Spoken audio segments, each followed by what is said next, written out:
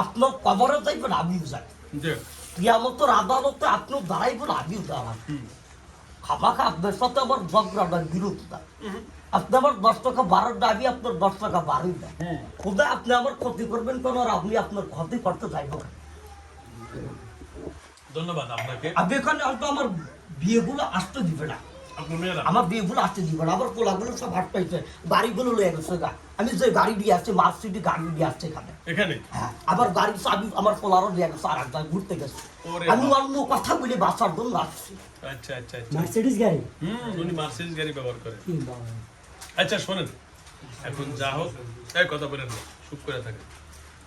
এখন যা হোক, এখন আজকে থেকে আমি আপনার কাছে 2 হাত জোর করে বলবো, ওদের পরিবারের সাথে রাগারাগি না কইরা, কবিরাজি যা কিছু করছেন আজকে থেকে সব বন্ধ কইরা, আপনারা এই ছেলেটা যেন ভালো হয়ে যায়, যা যা তদবির আমি দিব, ইনশাল্লাহ ছেলেটা ব্যবহার করবে। ইনশাল্লাহ আল্লাহর হুকুম অনুযায়ী এর শরীরে কিছু ঢুকতে পারবে না, সেটা আমি করে দিচ্ছি। তবে আপনারাও জানো এই ছেলেটা যেন সুস্থ থাকে, সেটা আপনাদের দায়িত্ব করতে হবে। এটা আমার দাবি আপনার কাছে। আমার দাবিটা রাখবেন তো? আমি রাখছি। রাখছেন? আলহামদুলিল্লাহ, আলহামদুলিল্লাহ। তবে আসলে কি, আমি একটা কথা বলি, তাদের সাথে তো আমার পুরোদিন নাড়াই বাঁচছে অন্য জিনিস সাথে।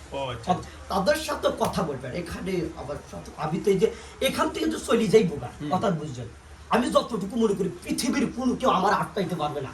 না না না, শোন আমি আপনাকে বলি, আমি একটা কথা আপনাকে বলি, শোন দাদা, এই যে আমাদের এতটুকু সাহসে আমি প্রত্যেকটা আলেমদের প্রত্যেকটা চেম্বারে আমি ঢুকি। এই শোন আমি আপনাকে বলি, আপনি এখানে আসছেন, আমি একজন আলেম, আপনি একজন আলেমের বাবা, আপনি সব আলেমের বাবা না? আপনার ছেলেরা যদি, আপনিও তো একজন আলেমের বাবা। আপনার সাথে আমার কোন একটা কথা কোরআনের বাইরে কি বলছি আমি? অযুক্তি কোনো কথা বলছি? আল্লাহ রাব্বুল আলামিন বলছেন যে আসিন কামা আহসানাল্লাহু ইলাইক, তোমরা একে অন্যের প্রতি দয়া দেখাও, অন্যের প্রতি ভালোবাসা দেখাও, ঠিক আছে? তা আমি সুতরাং এটাই আপনাকে বলবো, আপনি তার প্রতি দয়া দেখান, আল্লাহ আপনার প্রতি দয়া দেখাবে। কথা ক্লিয়ার? ঠিক আছে? আল্লাহ রাব্বুল আলামিন বলেছেন উদউ ইলা সাবিলি রাব্বিকা বিল হিকমা ওয়াল মাউযাতিল হাসানা। তো সুন্দরভাবে আমরা মাধুর্য ব্যবহার করে যদি আমরা একে অপরের সাথে আচরণ করতে পারি, তাহলে তো আমাদের এটা সমাধান হয়। তো এটা আপনি সমাধান করতে পারবেন, আমি এটা 100% জানি।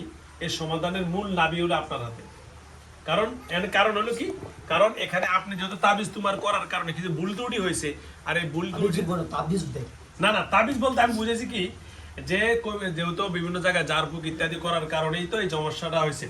এখন আপনি এবং আপনার খাদেম আছে, নাম জানি কি, ওর কি জানি বললো নাম, আপনার খাদেমের নাম জানি কি? হ্যাঁ, আইনন্দ,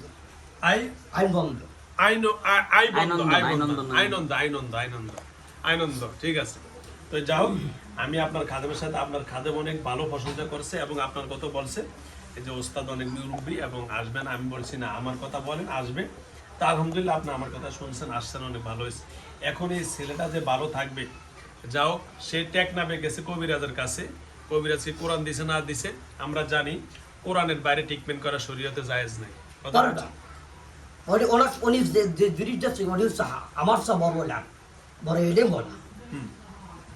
ঠিক আছে? তো যা হোক, আল্লাহ রাব্বুল আলামিন যেন আমাকে আপনাকে সুস্থ রাখুক, ভালো রাখুক এবং এই ছেলেটাকে সুস্থ রাখুক। সুতরাং কোন রকমের খারাপ জিন যেন এর শরীরে না ঢুকতে পারে, এর জন্য যা যা করণীয় আপনি এখন করে যান। আর আপনার কাছে এগুলো সব আছে, ঠিক আছে? তারপরে যা যা করণীয় আমারটা আমি করব, কিন্তু আপনাদের জিন জাতির যেটা করণীয় সেটা আপনি করেন, বাকিটা আমার কোরআন থেকে যেটা করণীয় সেটা আমি করব, দিয়ে তারপর আপনি বিদায় নেন।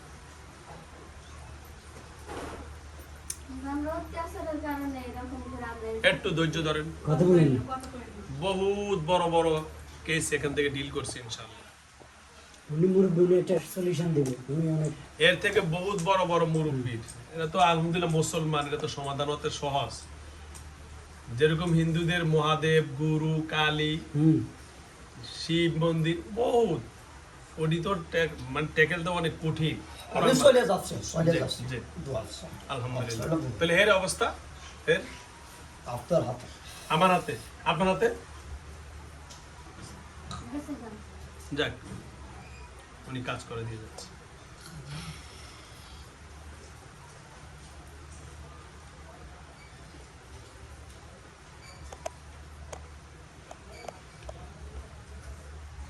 ওনার কাজ উনি করে দিয়ে যাচ্ছে। নরমাল ভাবে চলে যান, ওকে ফেলে যান, আস্তে নরমাল করে দেন। আর কেউ ধরা লাগবে না নরমাল করে দেন নরমাল মুরব্বী নরমাল করে দেন কিচ্ছু হইব না আস্তে ভালো লাগবে আর কখনো ইয়ে করবেন না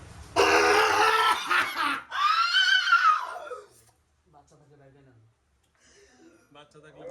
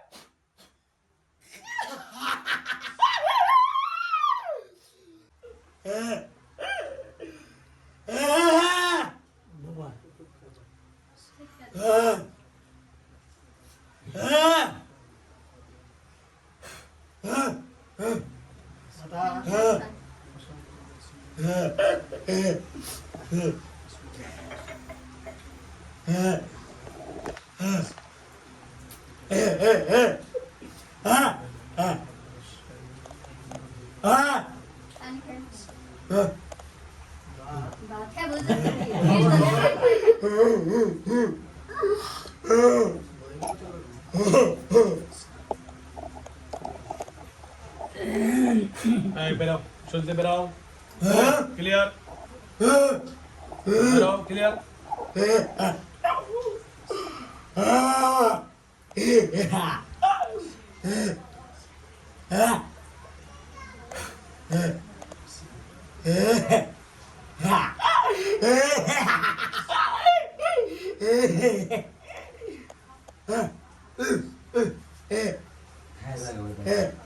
হালকাটা ছোটটা কে কেন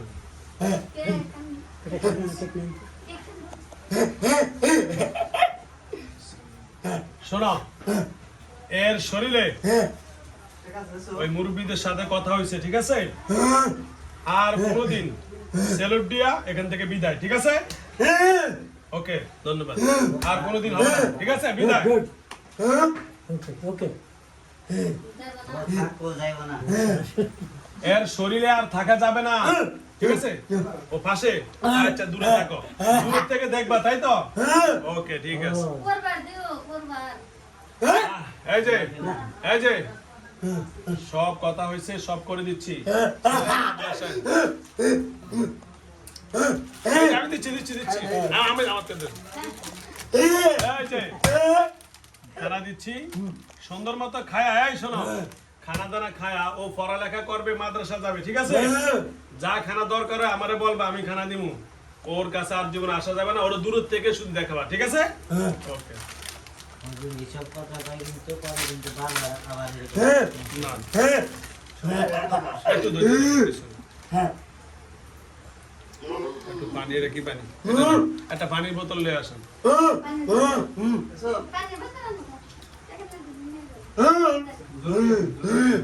পানি পানি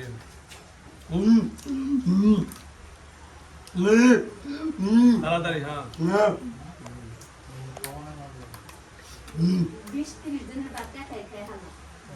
তো খাইবো না এটা মানুষ যে হিসাবে তাদের খাবার জিনদের কথা বলা আছে যে শেখলু না আকলির আমাদের একটা কিতাব আছে এরা সর্বনিম্ন হয় ৬০ হাত তো ৬০ হাত একটা যে লম্বা হয় ওর খাবারটা কেমন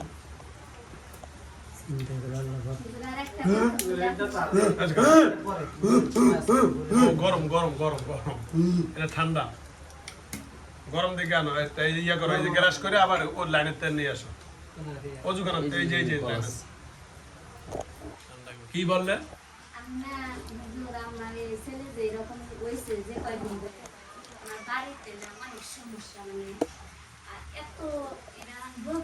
আমার ভিডিও দেখছে কে বিদেশ থেকে কোন দেশে আচ্ছা ঠিক আছে মালয়েশিয়াতে দেখছি ইনশাআল্লাহ, আল্লাহ দিলে ভালো রাখবে, একটু ধৈর্য ধরেন, ঠিক হয়ে যাবে ইনশাআল্লাহ।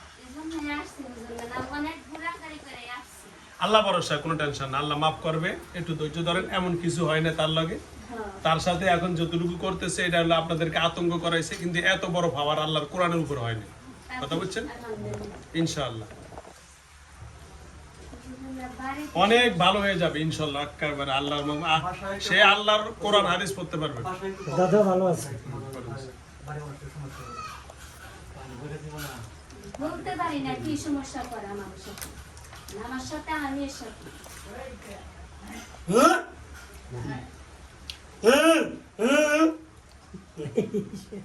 আমার বাবু বাড়ি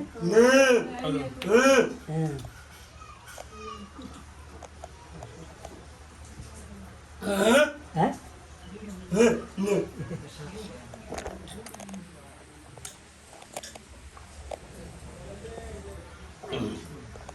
আলহামদুলিল্লাহ। ও ঠিক আছে, এই যে, এখন আজকে হইছে এই দূরে, আলহামদুলিল্লাহ, বেশি খাওয়া লাগে না। এই যে এখন আজকে থেকে এর শরীর থেকে চলে যাইবা, আর এর মাদ্রাসা পড়া লেখা যা আছে সবকিছু করো। কোনো কবিরাজ এদের বাড়ির আশেপাশে যাওয়ার দরকার নাই, এদের বাড়ির ক্ষতি আছে, তাই না? বাড়িতে বাড়িতে আচ্ছা ঠিক আছে, নরমাল চলে যাও। ওকে